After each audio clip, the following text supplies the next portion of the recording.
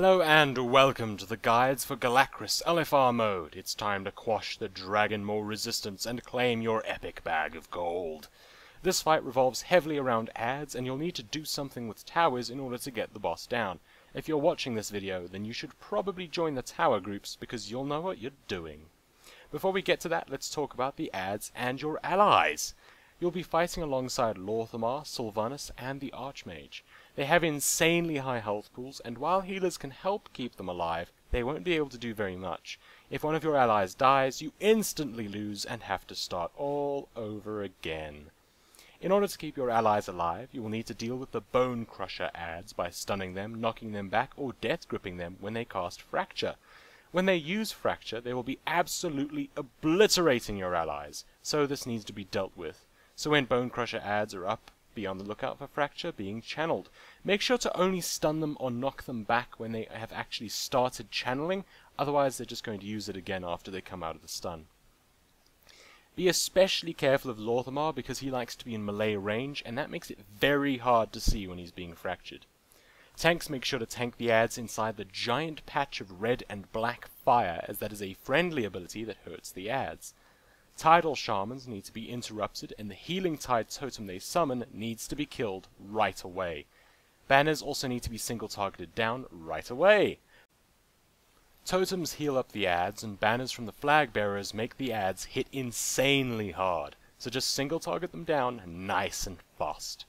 Make sure not to stand in the fire that will constantly spawn under your feet. It isn't a large patch, so it might be hard to see, but it is also very easy to get out of and will fade extremely quickly. On the ground, one mini-boss will spawn around the time a Demolisher comes along. For Korgra the Snake, stay out of the clouds of poison and the purple stuff in front of her adds. For High Enforcer Thranok, make sure to stay away from the tank, and when you get gripped in, run out of the rumbling ground or you will get hurt for a huge amount of damage. It isn't hard to avoid though, and the effect is easy to see. Now for the tower groups. You will need one tank and at least one healer and some DPS to go into the towers. The towers will open up after a time. First the tower on the left will open, and then later the tower on the right. When these towers open, some players will most likely scream and shout that everyone should pile in right away. Don't do this. Wait until the Demolisher appears and is killed before going in, because the Demolisher will be dealing damage and stunning everyone in the tower while it is up. Once the Demolisher has been killed, head on in and run for the top, tank first. Once at the top, your group will have to deal with adds and a mini-boss. Tanks, if some of your group decides to stay at the bottom and admire the decor, just leave them to it. It's more important that you tank the boss at the top than run up and down the tower. The mini-boss will frequently use a series of frontal cone attacks shown by an effect on the ground. This effect is very hard to see, but it's incredibly important to not get hit by this or you will take damage and be knocked off the tower. The first tower add deals less damage with the knockback, but the second tower boss will most likely kill you if you get caught in it. Make sure to click the rope to the side of the tower to drop it down. That way, if somebody gets knocked off, or needs to climb back up to use the tower, they can just click the rope and get up very quickly. DPS should focus down the mini-boss first, seeing as it is the most dangerous. Once the mini-boss is dead, focus down the rest of the adds. There should be a bar on your screen. If this is up, there is still an add in the tower that needs to be killed. Once all the adds have been killed, somebody should click the cannon to go in, and they should use the cannon to shoot down the proto-drakes in the sky. Just before the second tower is completely cleared, somebody should go down, head across to the first tower, and click the rope to go up and use the cannon.